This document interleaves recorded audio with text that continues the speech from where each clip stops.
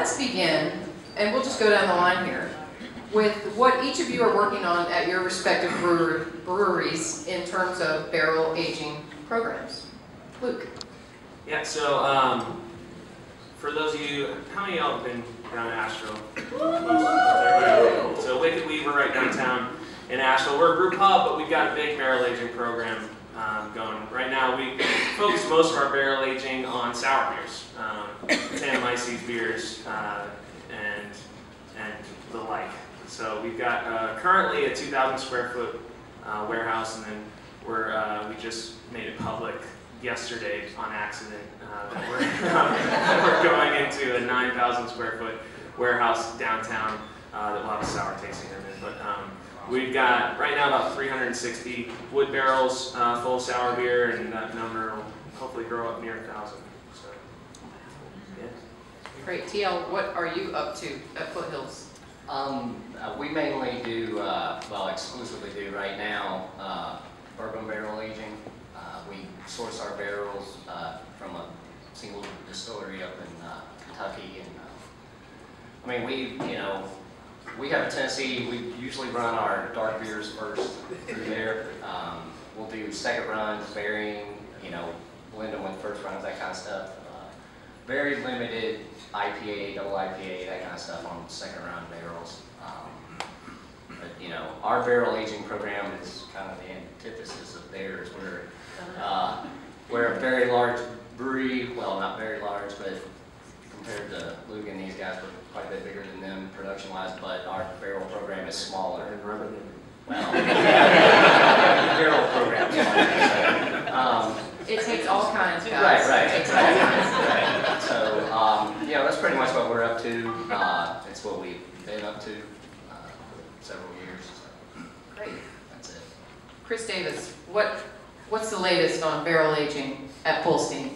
Well, right now we're getting ready to brew Igor again, so we can get it back in the barrels. Can you tell us about Igor? Igor is a Russian Imperial Stout that we age in bourbon barrels. So right now we're doing a lot of bourbon barrel aging.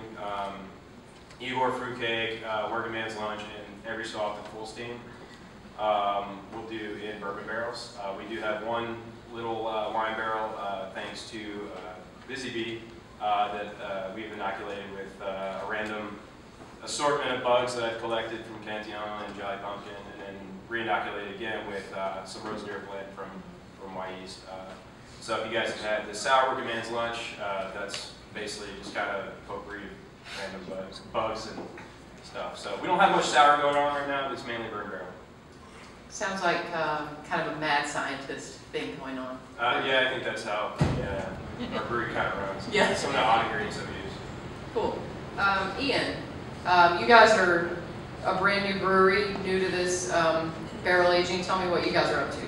Yeah, so we're having a lot of fun in this opportunity that we have right now, where being so new, we still have an opportunity to create our identity. And one thing we know for sure is that everyone in the team really loves just good, clean styles, classic styles, and we like beers that you can drink 6 of, no problem. But that said, we're developing our seasonal and specialty beer menu for this year and next year, and so we're kind of experimenting. So we just finished, and you guys, most of you probably tasted today, our first barrel-aged beer, and it actually wasn't even intended to be a bourbon barrel-aged beer at the beginning. We wanted to do a big stout. We said, well, how big? We said, well, let's just go as big as we can go. So we managed to hit this 13% alcohol beer, and then we said, all right, well, I like it right now, but it could probably use a little bit more age. Well, it can't live in the tank, so I started calling brokers and found some barrels, and next thing we know, we branded it, bottled it, and here it is. So I think that we really enjoyed the process. Dino and I, we didn't need barrel racks. We don't even know if we're going to do this again, so we just flipped some pallets on upside down and took some boards and nailed them, and then very precariously loaded them into the truck and watched them almost fall over right onto White Street, and had so much fun with it. So I think we're all in agreement that at the bare minimum we'll repeat that beer annually, and hopefully start expanding our barrel program. great. Josh, over at Mother Earth, you have had a pretty significant barrel program going. Can you tell us about it and what's the latest with it?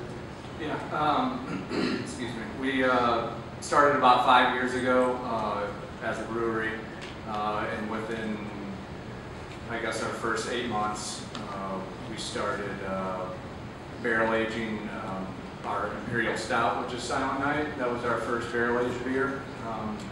So I did some experimentation, a little bit before that on our pilot system, but Silent Night was the first bourbon barrel aged. We have about 150, 160 barrels now, I guess was my last count a few weeks ago. But I would say roughly half of those are bourbon whiskey barrels, and then the others are Pinot Noir and Chardonnay, and then some apple brandy barrels as well. So we have a window pane series that uses, there are 4 different beers that use North Carolina fruit beer in them, and then are aged in red wine barrels, and white wine, and then the apple brandy barrels. So there's been quite a bit of experimentation over the years to before putting those beers out on the market, especially from the window pane side. And also we just came out of barrels with triple overhead, which is our bourbon barrel aged Belgian triple. So that generally comes out the first week of April. And I've just started, we're gonna probably try to get rid of raspberry and peaches for the window pane series. They're a little slower for us, and I think it's gonna give us a little bit of a time and bring out something new to the market. So I'm trying to come up with 2 brand new beers that are gonna take place of those for at least the next couple of years. So that's it for us for right now.